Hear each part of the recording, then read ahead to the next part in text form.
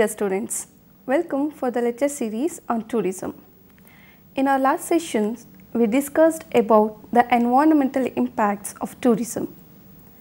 In today's episode, we are concentrating on the social and cultural impacts of tourism.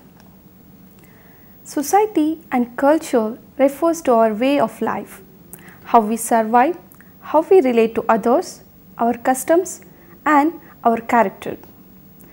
So the question is how this could be related to tourism.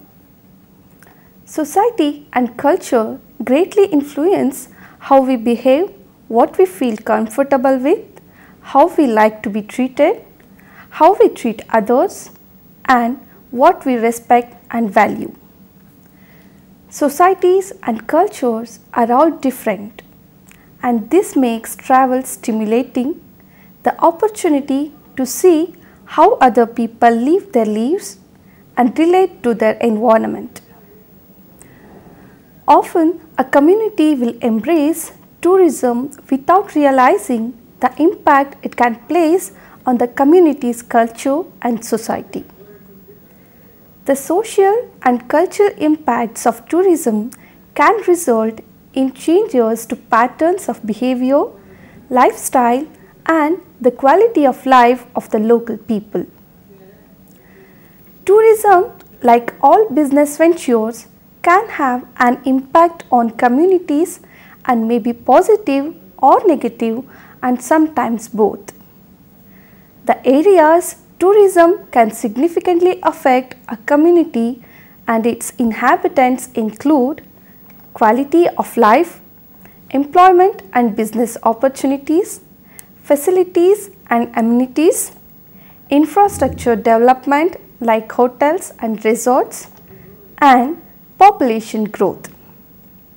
In this episode, we are going to study the topic under the following captions. They are sources of socio-cultural impacts, demonstration effects, different phases of impacts, impacts on morals and good behavior, and socio-cultural benefits of travel and tourism. Let us start with the sources of socio-cultural impacts. Socio-cultural impacts are the third principal consequence along with economic and environmental impacts of tourism. As D. Cadet E. and Cooper C. et al. Both observe, there are three sources of socio-cultural impacts at such places. These are tourists, hosts, and their interactions, that is, tourist and host interaction. A basic factor in this relationship is that hosts gain economically from their contact with visitors, but they or their community may experience some unexpected socio-cultural consequences. In this, we have three main components. Let us discuss one by one. Varied tourist reactions. Tourists can have a variety of reactions to their travel experience. Some visitors will be very aware that they are away from home and as a result feel released from their normal inhibitions against some forms of antisocial personal behavior. Other tourists may experience cultural shock. This is the emotional reaction of travelers when they go to places, usually foreign countries, but also those parts of their own country where the customs and lifestyles are very different from their own home area, which are obviously different from what they are used to. This can lead to tensions, emotional withdrawal, and sometimes actual positive dislike by visitors of some of the places they visit. At the same time, other visitors, especially those who are very experienced travelers, may feel quite at home in their new surroundings. This is especially so if there are few language, cultural or currency differences, or if these particular tourists have visited the place before and for long enough to feel at ease there. Next is the purpose of the visit. The degree of impact may be affected by the traveler's reason for visiting. For example, a business visitor will have a very different effect on the place he or she visits than a leisure tourist. These differences in levels of impact occur because most of the time the business person spends on his or her trip is likely to be restricted to the commercial sector. In contrast, many package tourists may spend much of their holiday within the protective environment that the hotel or resort provides. The nature of mass tourist relationships. There are three main features to tourist behavior during their contacts with host community, especially when they are in large numbers.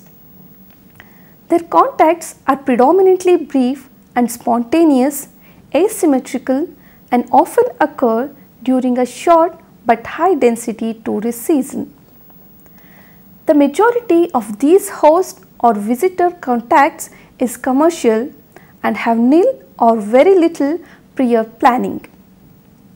In addition, they are characterized by the asymmetrical material or economic differences that frequently exist between visitors and hosts. Tourists are often perceived to be both wealthy and coming from different backgrounds to their hosts. Consequently, the host may be tempted to overcharge. Next, we shall move on to demonstration effects.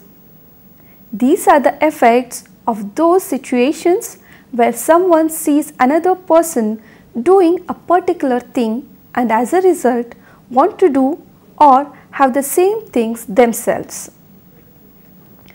In addition, the tourist belongings such as cameras, holiday clothes, credit cards and foreign money may also create a demonstration effect. This occurs when the local host population, especially its younger members, want to imitate the tourist prosperity. As Matheson A.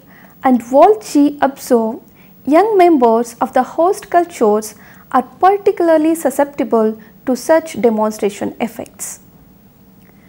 This may involve copying the visitor's consumption patterns, leading to increased demands for imported goods.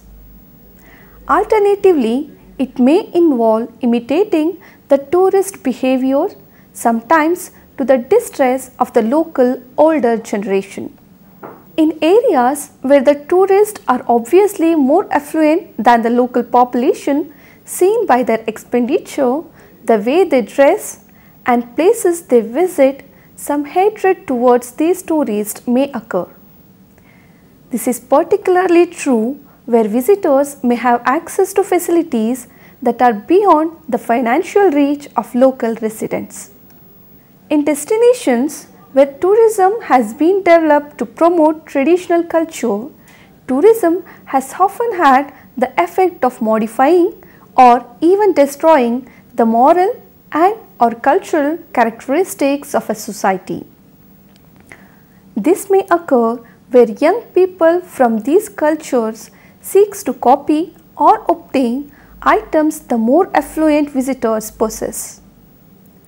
Some may no longer choose to dress in traditional clothing or not behaving in the community acceptable manner, nor observe the customs of their society or practice the skills passed through the generations of elders. The sale of traditional arts and crafts as reminder and the presentation of cultural displays such as dance and song for payment may be seen as trivializing the culture. These effects are detrimental to the culture and community. Therefore, it is most essential that the traditions and customs of local communities be respected. Tour operators must endeavour to maintain the integrity of these communities and ensure visitor behaviour does not cause offence. It is hoped that the traditions of local communities continue for the purpose of not only earning income but also as they were intended for the celebration of the people's culture. However, it can also be argued that without this demand by tourists for cultural presentations, many traditional art forms may be lost, and in fact, tourism may be the reason why younger members of the community are now relearning these skills and traditions. Culture brokers.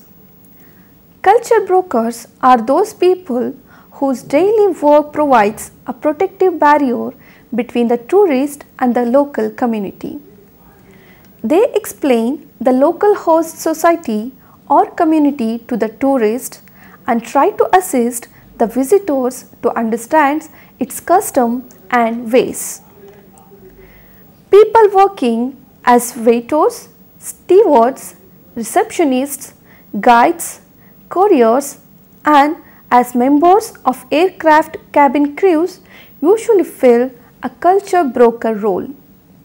They are normally multilingual and able to understand most tourists' needs. Culture brokers are sometimes called marginal men or women because they are always at the edge or margin of the tourist and host encounter. Because of this process of satisfying their tourist customer needs, many of these so-called marginal men and women come to adopt the tourist worldview and lifestyles. As a result, they may also become separated from their own culture. Now we shall move on to different phases of impacts. First one is impacts on employment and jobs. The travel and tourism industry offers many work opportunities. These create social change through new wealth, new expectations, and new working habits. Significantly, these new work opportunities are often more suited to women and young people. Consequently, tourism work can give both these groups a greater degree of economic independence than they had previously. However, although these new jobs that tourism may bring, there may also be some negative impacts that the new tourist industry workers may experience. Their new work may only be available during periods of peak travel demand, that is, the few months of the tourist high season. In addition, long and inconvenient working hours may be required of them, including nights and weekend shifts, and wage and salary levels may be lower than in other comparable white-collar jobs. In short, many of these new jobs may be characterized by low pay, seasonal employment availability, and unsocial working hours. Impacts on local politics and languages. When a place becomes a new tourism destination, control of local activities is often in the hands of local leaders and power brokers. These are those people who are influential and or who tend to dominate locally. But expansion often leads to a loss of local control, especially when new leaders emerge based on tourism and newly established international contacts that tourism often requires. At the same time, some residents may be forced from their homes to enable new tourism ventures to proceed. In addition, some local or regional languages may no longer appear useful to tourism staff compared to mass international languages like English and French. Culture clashes. Because tourism involves movement of people to different geographical locations and establishment of social relations between people, cultural clashes can take place as a result of differences in cultures, ethnicity, religion, values, lifestyles, languages, and levels of prosperity. The result can be an overexploitation of the social carrying capacity and cultural carrying capacity of the local community.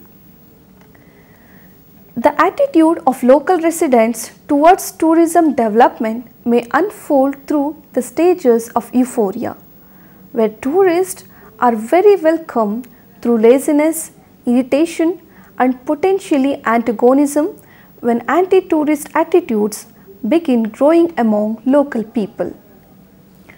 Cultural clashes may further arise through economic inequality. Many tourists come from societies with different consumption patterns and lifestyles than what is current at destination, seeking pleasure, spending large amounts of money, and sometimes behaving in ways that even they would not accept at home. Next is impacts on morals and good behavior. The tourist presence may lead to noticeable changes in tourist receiving countries in generally accepted attitudes towards what is considered to be normally appropriate behavior and also in the prevailing ethical code. These changes in morals and the resulting problems for host communities can include changes in moral values and attitudes even among law-abiding citizens.